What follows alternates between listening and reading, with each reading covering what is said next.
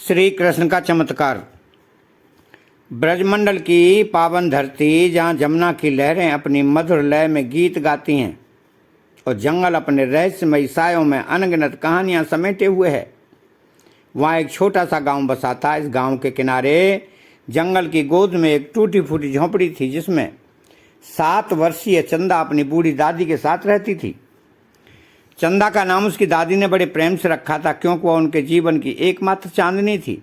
यह कहानी चंदा के उस निश्चल प्रेम और अटूट विश्वास की गाथा है, जिसने स्वयं श्री कृष्ण को उसकी पुकार पर आने के लिए विवश कर दिया। यह एक ऐसी कथा है जो भक्ति, प्रेम और आध्यात्मिकता के रंगों से सजी है और यह आपके हृदय को स्पर्श करेगी। ब्रजमंडल का वह गांव प्रकृति की गोद में बसा था। गांव के चारों ओर हरे भरे खेत लहलहाते थे, जहाँ गेहूं और जौ की बालियां हवा के साथ नाचती थीं। यमुना का किनारा गांव से कुछ ही दूरी पर था, जहाँ गोपियां सांझ ढलते भजन गाती और गोप अपनी गायों को पानी पिलाने ले जाते। गांव का केंद्र एक पुराना राधा कृष्ण मंदिर था, जिसके घंटों की आवाज़ सुबह शाम गांव में गूंजती थी। इस गांव के कोने में जहाँ जंगल की छांव शुरू होती थी, चंदा की छोटी सी झोंपड़ी थी। झोंपड़ी की दीवारें मिट्टी और गोबर से बनी थीं और छत पर सूखी घास के गट्ठर थे। बारिश के मौसम में छत से पानी टपकता और दादी पुराने मटकों से उसे बचाने की जुगत बढ़ाती। झोंपड़ी में ज़्यादा सामान नहीं था, एक पुरानी चारपाई, कुछ बर्तन और एक छोटा सा चूल्हा। लेकिन इस सादगी भरे घर में प्रेम और भक्ति का खजाना था।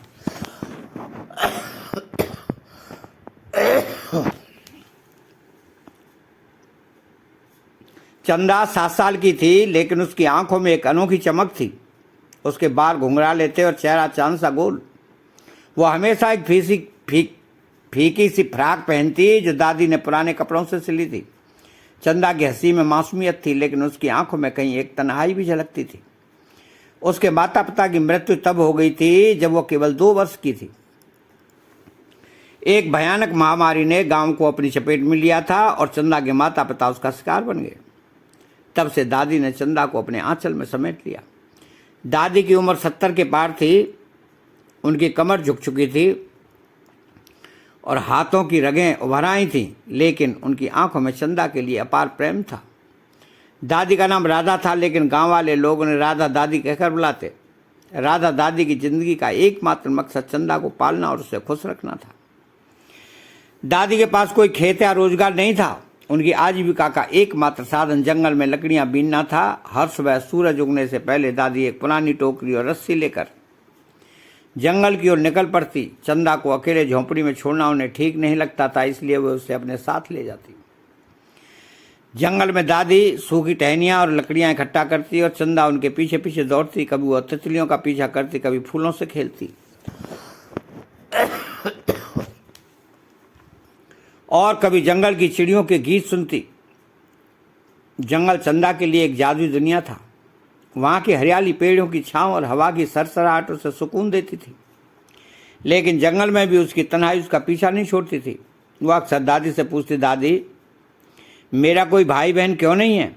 दादी उसका सवाल सुनकर मुस्कराती और कहती, मेरी चांदनी, तेरा भाई तो है ना, हमारा लड्डू गोपाल। झोंपड़ी के कोने में मिट्टी के छोटे से चबूतरे पर लड्डू गोपाल की एक पुरानी मूर्ति रखी थी। वो मूर्ति चंदा के दादाजी लाए थे जब वे तीर्थ यात्रा पर गए थे। मूर्ति पुरानी थी, लेकिन उसमें एक अनोखी सुंदरता थी। बाल गोपाल का रूप था, माखन चुराते हुए, मुस्कुराते हुए, जैसे वो चंदा से कुछ शरारत भरी बात कह रहे हों। मूर्ति के गले में एक छोटी सी माला थी और सामने एक तांबे का दिया रखा रहता था। राधा दादी इस मूर्ति की रोज पूजा करती थी। सुबह उठते ही हुए नहा धोकर लड्डू गोपाल को स्नान कराती, उन्हें नए कपड़े पहनाती और फूलों से सजाती। जो भी खाना बनता, चाहे सूखी रोटी, चाहे साग हो या थोड़ा सा चावल, वे पहले लड्डू गोपाल को भोग लगाती, फिर चंदा के साथ बैठकर खाती। दादी का मानना था कि लड्डू गोपाल उसकी हर पुकार सुनते हैं। चंदा को दादी की बातों पर पूरा यकीन था। वो लड्डू गोपाल को अपना भाई मानने लगी थी। जब भी उदास होती, वो मूर्ति के पास बैठकर अपने मन की बातें कहती। भाई, तुम मेरे साथ क्यों नहीं खेलते? गांव के बच्चे मुझसे नहीं खेलते, मैं तो अकेली रहती हूँ, तुम आ जाओ ना। चंदा की मासूम पुकार में इतना प्रेम था कि सुनने वाला पिघल जाए। लेकिन मूर्ति तो मूर्ति थी, वह कोई जवाब नहीं देती थी। फिर भी चंदा का विश्वास कभी नहीं डगमगाया। वो लड्डू गोपाल से अपने सारे दुख सुख बांटती। कभी उन्हें जंगल में देखे फूलों की बात बताती, कभी गांव के बच्चों की शरारतों की शिकायत करती। राधा दादी चंदा की इन बातों को देखकर मन ही मन मुस्कुराती। वे जानती थीं कि चंदा का यह निश्चल प्रेम एक दिन अवश्य रंग लाएगा। दादी स्वयं भी श्री कृष्ण की अनन्य भक्त थीं। उनके जीवन का हर क्षण भगवान को समर्पित था। जब वे जंगल में लकड़ियां बीनती तो उनके होठों पर हमेशा राधा कृष्ण के भजन रहते। गोविंद बोलो, हरि गोपाल बोलो। उनकी कांपती आवाज़ जंगल की शांति से गूंजती। चंदा भी इन भजनों को सुनकर गुनगुनाने लगती। दादी की भक्ति से चंदा के मन में भी भगवान के प्रति श्रद्धा जगा दी थी। वह हर सुबह दादी के साथ लड्डू गोपाल की पूजा में शामिल होती।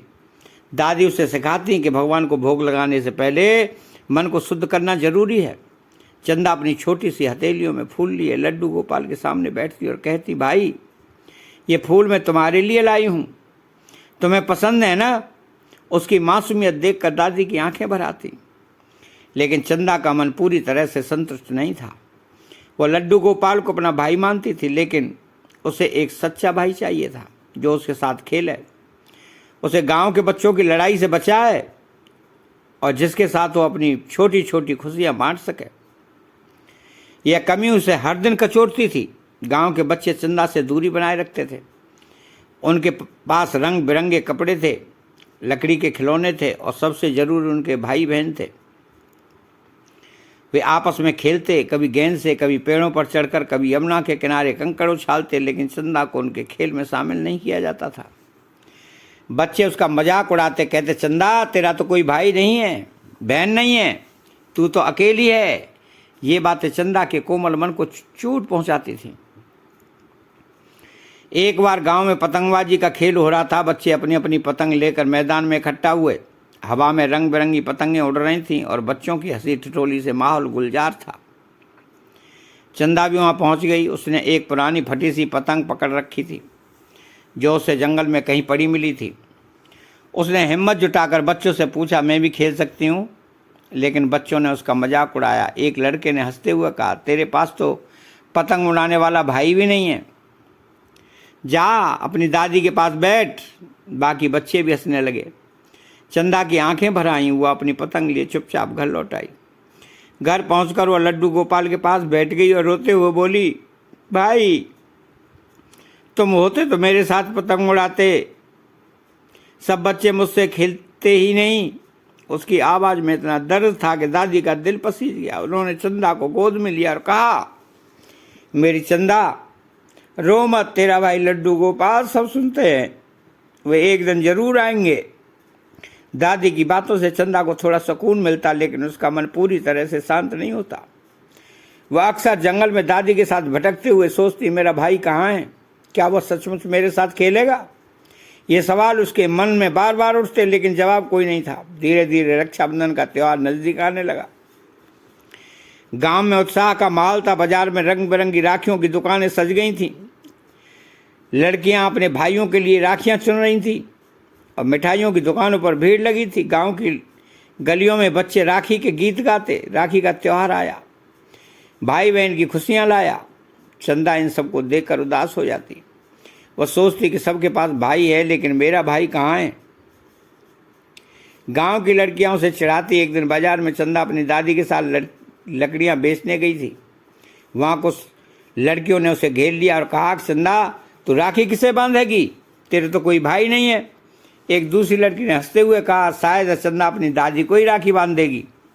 उनकी बातें सुनकर चंदा का दिल टूट गया। वह चुपचाप घर लौट आई। घर पहुंचते ही चंदा जोर जोर से रोने लगी। दादी ने उसे गोद में लिया और पूछा, क्या हुआ मेरी बच्ची? तो चंदा ने सारी बात बताई। उसने रोते हुए कहा कि दादी सबके पास भाई है, वे राखी बांधेंगे, मिठाई खाएंगे और खुश होंगे, लेकिन मेरा कोई भाई नहीं है, मैं कैसे राखी बांधूंगी? दादी का दिल भी भर आया। उन्होंने चंदा को सीने से लगाया और कहा, रो मत मेरी चांदनी, तेरा भाई लड्डू गोपाल है, वो जरूर आएगा। लेकिन चंदा का रोना नहीं रुका। वो लड्डू गोपाल की मूर्ति के पास गई और उससे लिपट कर बोली, भाई तुम आते क्यों नहीं? सब भाई अपनी बहनों से राखी बंधवाते हैं, तुम क्यों नहीं आते? उसकी पुकार में इतना दर्द था कि मानो सारा ब्रजमंडल उसकी आवाज़ सुन रहा हो। चंदा का रोना सुनकर दादी का मन भारी हो गया। वो चुपचाप लड्डू गोपाल की पूजा करने लगी। उधर चंदा के मन में एक विचार कहाँ था। उसे याद आया कि दादी ने कहा था कि उसका भाई जंगल में रहता है। उसने मन में ठान लिया कि वो अपने भाई को ढूंढ कर लाएगी। बिना दादी को बताए चंदा नंगे पांव जंगल की ओर दौड़ पड़ी। जंगल का रास्ता कांटों, पत्थरों, उबड़ खाबड़ पंगडंडियों से भरा था। सूरज दोपहर के आसमान में चमक रहा था और पेड़ों की छांव भी गर्मी से राहत नहीं दे रही थी। लेकिन चंदा को इन सब की परवाह नहीं थी। उसका एकमात्र लक्ष्य था अपने भाई को ढूंढना। वो जंगल की गहराइयों में दौड़ती रही। रास्ते में कांटे उसके नन्हे पाँवों में चुभे और उससे खून बहने लगा। चंदा दर्द से करा उठी, लेकिन उसने हार नहीं मानी। वो पुकारती रही, भाई तुम कहाँ हो? मैं तुम्हें ढूंढने आई हूँ। जंगल की चिड़ियाँ उसकी आवाज़ सुनकर चहकने लगीं और हवा मानो उसकी पुकार को और दूर तक ले जा रही थी। चंदा एक बड़े बरगद के पेड़ के नीचे रुक गई। उसके पांव खून से लथपथ थे और वह थक कर बैठ गई। वह रोते हुए बोली, भाई तुम आते क्यों नहीं? मैं तुम्हारे बिना राखी कैसे बांधूंगी? उसकी आवाज़ जंगल में गूंज रही थी और ऐसा लग रहा था मानो प्रकृति भी उसकी पीड़ा में शामिल हो गई हो। चंदा की पुकार स्वयं श्री कृष्ण तक पहुंची। उनके लिए अब और रुकना असंभव था। उन्होंने तुरंत एक 11 वर्षीय सुंदर बालक का रूप धारण किया और चंदा के सामने प्रकट हो गए। बालक का चेहरा चांद सा दमक रहा था और उसकी आंखों में अपार प्रेम था। उसके सर पर मोरपंख, गले में मोतियों की माला और हाथ में एक छोटी सी बांसुरी थी। चंदा थक कर बैठी थी और उसका सिर झुका हुआ था। तभी उसे अपने सिर पर किसी के हाथ का स्पर्श महसूस हुआ। एक मधुर आवाज़ गूंजी, मैं आ गया मेरी बहन, अब तू रो मत। चंदा ने सिर उठाया और उस बालक को देखा। वह इतना सुंदर था कि चंदा की आंखें खुली की खुली रह गई। उसने पूछा, क्या तुम मेरे भाई हो? तो बालक ने मुस्करा कर कहा, हाँ चंदा, मैं ही तेरा भाई हूँ। यह सुनते ही चंदा अपने भाई से लिपट गई और फूट फूट कर रोने लगी। उसके आंसुओं में खुशी थी, राहत थी और अपार प्रेम था। भगवान ने चंदा को अपने पास बिठाया। उन्होंने उसके कांटों से छलनी पाँव देखे जिनसे खून बह रहा था। भगवान की आंखों से आंसू छलक पड़े। उन्होंने चंदा के पाँव अपने हाथों में लिए और एक एक कांटा बड़े प्रेम से निकाला। उनके हाथों के स्पर्श से चंदा का सारा दर्द गायब हो गया। चंदा ने कहा, भाई तुम घर चलो, कल रक्षाबंधन है, मैं तुम्हें राखी बांधूंगी। भगवान ने कहा, ठीक है चंदा, मैं कल सुबह ज़रूर आऊँगा। अब तू घर जा, दादी तेरा इंतज़ार कर रही होगी।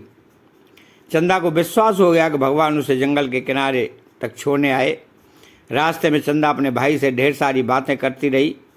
उसने बताया कि वह जंगल में कैसे तितलियों का पीछा करती है और कैसे दादी उसे भजन सिखाती है। भगवान उसकी बातें सुनकर मुस्कुराते रहे। चंदा घर लौटी तो दादी का हाल बेहाल था। वो चंदा को गायब देखकर रो रही थी। चंदा को देखते ही उन्होंने उसे गले से लगा लिया और कहा, कहाँ चली गई थी मेरी बच्ची? मैं तो डर गई थी। चंदा ने खुशी से कहा, दादी मेरा भाई मिल गया, वह कल आएगा और मैं उसे राखी बांधूंगी। दादी ने सोचा कि शायद चंदा को जंगल में कोई बच्चा मिल गया होगा, लेकिन चंदा की आंखों की चमक देखकर उन्होंने कोई सवाल नहीं किया। उन्होंने चंदा को सीने से लगाया और कहा, ठीक है मेरी चंदा, हम राखी की तैयारी करेंगे।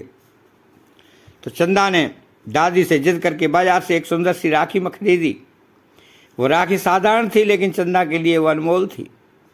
उसने रात भर राखी को अपने पास रखा और लड्डू गोपाल से बातें करती रही। भाई तुम कल जरूर आना, मैं तुम्हारे लिए राखी लाई हूँ। अगले दिन सुबह चंदा जल्दी उठी। उसने नहा धोकर अपनी सबसे अच्छी फ्राक पहनी और द्वार पर अपने भाई का इंतजार करने लगी। थोड़ी देर बाद वह बालक आता दिखा। चंदा खुशी से चीख उठी, दादी भाई आ गया। वह दौड़कर अपने भाई के पास गई, उसे घर ले आई। चंदा ने अपनी टूटी फूटी चारपाई पर भाई को बिठाया। उसने बड़े प्रेम से उसका तिलक किया, आरती उतारी और राखी बांधी। राखी बांधते वक्त उसकी आंखें खुशी से चमक रही थी। भगवान उस राखी को देखकर मुस्कुराए, फिर बोले, अपने साथ लाया झोला जिसमें सुंदर कपड़े, मिठाइयाँ और खिलौने थे, चंदा को दिए। चंदा की खुशी का ठिकाना नहीं रहा। उसने दादी को बुलाया और कहा, दादी देखो मेरा भाई मेरे लिए कितना कुछ लाया है। दादी ने वह सब देखा तो उनकी आंखें नम हो गई। उन्होंने उस बालक को गौर से देखा। उसके चेहरे पर एक ऐसी शांति थी जो उन्होंने पहले कभी नहीं देखी थी। कुछ देर बाद बालक ने कहा, चंदा मुझे अब जंगल लौटना होगा, लेकिन मैं अब हर दिन तुझसे मिलने आऊँगा। चंदा उदास हुई, लेकिन भाई के वादे ने उसे खुश कर दिया। उसने कहा, भाई तुम रोज आना, मैं तुम्हारे लिए फूल लाऊंगी। भगवान ने मुस्कुराकर उसका सिर थपथपाया और जंगल की ओर चले गए। बालक के जाने के बाद चंदा घर लौटी। उसकी नज़र लड्डू गोपाल की मूर्ति पर पड़ी। उसने देखा कि मूर्ति के हाथ में वही राखी बंधी थी जो उसने अपने भाई को बांधी थी। चंदा ने दादी को बुलाया। दादी ने यह देखा तो स्तब्ध रह गई। उन्हें समझ आ गया कि वह बालक कोई और नहीं, स्वयं श्री कृष्ण थे। दादी भगवान के चरणों में गिर पड़ी और बोली, हे छलिया, तुमने जीवन भर छल किया और अब भी छल कर चले गए। उन्होंने चंदा से कहा, यह बालक तेरा भाई था। चंदा मूर्ति से लिपट कर रोने लगी। वो बोली, भाई तुम ही थे ना, फिर छुपते क्यों हो? तभी श्री कृष्ण मूर्ति से प्रकट हुए। उन्होंने कहा, हाँ चंदा, मैं ही तेरा भाई हूँ। तूने मुझे सच्चे मन से पुकारा तो मुझे आना पड़ा। जो मुझे ढोंग और पाखंड से पुकारते हैं उनसे मैं दूर रहता हूँ, लेकिन मेरे सच्चे भक्ति की पुकार मुझे हमेशा खींच लाती है। चंदा और दादी भगवान के चरणों में नतमस्तक हो गए। श्री कृष्ण ने कहा, चंदा तेरा प्रेम मेरे लिए अनमोल है। तुमने मुझे अपने भाई के रूप में स्वीकार किया और मैं हमेशा तुम्हारा भाई रहूँगा। उस दिन के बाद गांव में चंदा और दादी को किसी ने नहीं देखा। कोई नहीं जान पाया कि वे कहाँ चले गए। कुछ लोग कहते हैं कि भगवान उन्हें अपने धाम ले गए, कुछ कहते हैं कि वे जंगल में कहीं बस गए, लेकिन गांव में उनकी कहानी एक मिथक बन गई। लोग कहते हैं कि चंदा ने अपने प्रेम से स्वयं श्री कृष्ण को बुला लिया। गांव का मंदिर जहां पहले लोग राधा कृष्ण की पूजा करते थे, अब चंदा की कहानी का केंद्र बन गया। मंदिर में लड्डू गोपाल की मूर्ति के पास एक छोटी सी राखी हमेशा रखी रहती थी, जो चंदा की भक्ति की याद दिलाती थी। चंदा की कहानी हमें सिखाती है कि सच्चा प्रेम और भक्ति भगवान को भी विवश कर देती है। अगर मन से पुकारा जाए तो श्री कृष्ण जरूर आते हैं। यह कथा ब्रज की धरती पर एक अमर कथा बन गई, जो आज भी लोगों के दिलों में बसती है। चंदा का प्रेम हमें यह भी बताता है कि भक्ति में कोई दिखावा नहीं चाहिए। जैसे एक बच्चे का निश्चल मन जो बिना किसी स्वार्थ के भगवान को पुकारता है, वही सच्ची भक्ति है। और जब ऐसी भक्ति भगवान तक पहुंचती है तो वे अपने भक्त के लिए कुछ भी करने को तैयार हो जाते हैं। तो दोस्तों, आशा है कि यह कहानी आपको पसंद आई होगी। अगर पसंद आई हो तो वीडियो को लाइक करके कमेंट में जय श्री कृष्णा जरूर लिखें। चैनल पर अगली